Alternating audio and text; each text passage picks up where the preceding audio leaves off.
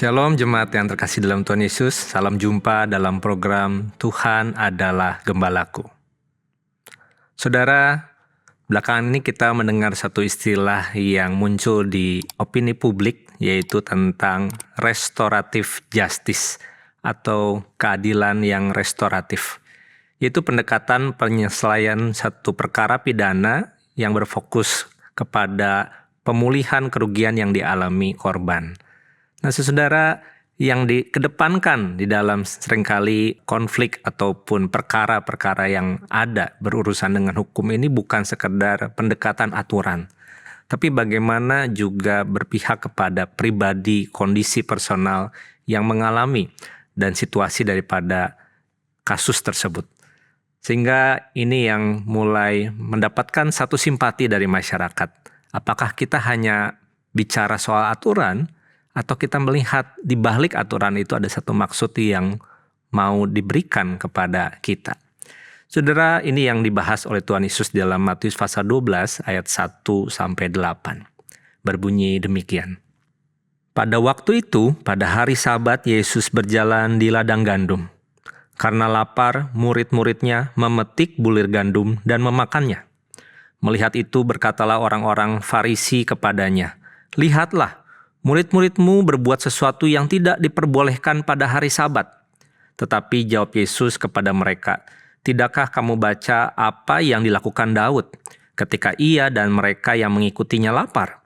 Bagaimana ia masuk ke dalam rumah Allah dan bagaimana mereka makan roti sajian yang tidak boleh dimakan, baik olehnya maupun oleh mereka yang mengikutinya, kecuali oleh imam-imam?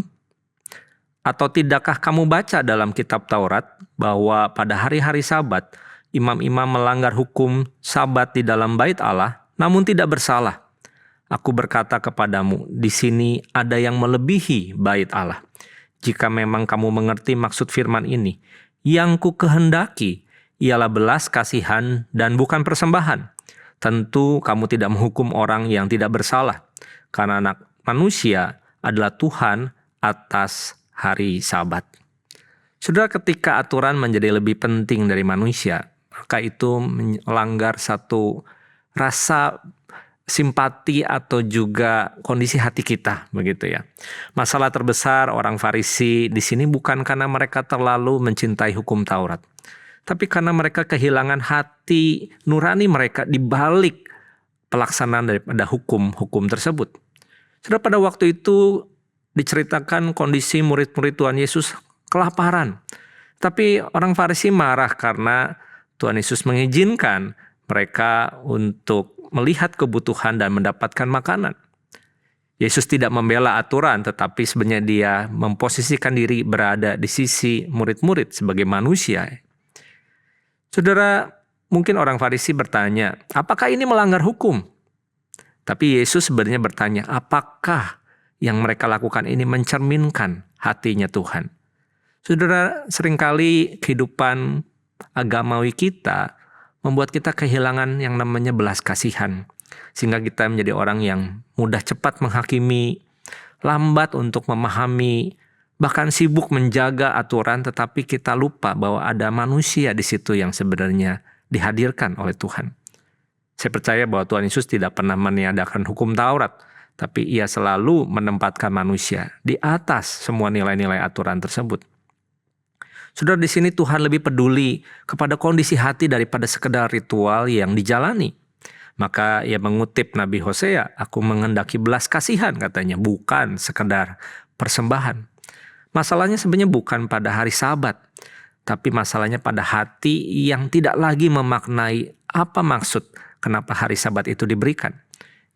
Kita perlu belajar bahwa Sabat diciptakan untuk memulihkan kondisi manusia, memberikan ruang istirahat untuk bisa bernafas, dan mempertemukan kembali manusia itu dengan Tuhan. Saudara, tapi bagi orang Farisi justru hari Sabat itu diubah menjadi sesuatu alat kontrol untuk menilai sebuah standar kesalehan hidup, dan akhirnya menjadi beban yang harus dilakukan. Saudara, Tuhan Yesus dikatakan lebih besar, bahkan yang adalah menjadi Tuhan atas hari Sabat. Saudara, Artinya jelas di sini, Tuhan Yesus itu lebih besar dari sekedar tradisi, semua sistem keagamaan, bahkan aturan-aturan yang bisa dibuat oleh manusia. Saudara, jika Tuhan Yesus adalah Tuhan atas hari Sabat, maka Ia berdaulat atas waktu-waktu dalam hidup kita. Ia berdaulat atas cara kita beribadah, Dia berdaulat atas cara kita memperlakukan sesama.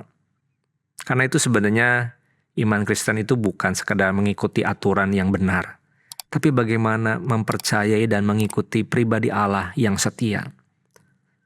Saudara, aturan tanpa sebuah relasi akan memimpin kepada satu pemberontakan, akan mematikan iman.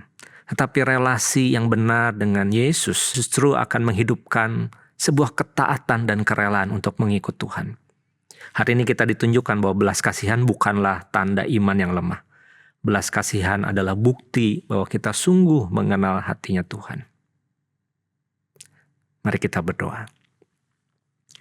Tuhan Yesus, ampuni kami kalau kami lebih mengedepankan dan lebih mencintai segala aturan yang dibuat manusia. Sekalipun kami tahu bahwa aturan itu menolong kami untuk hidup lebih baik.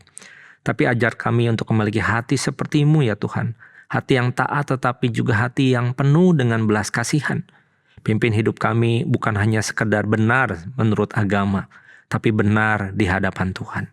Dalam nama Tuhan Yesus kami berdoa. Amin.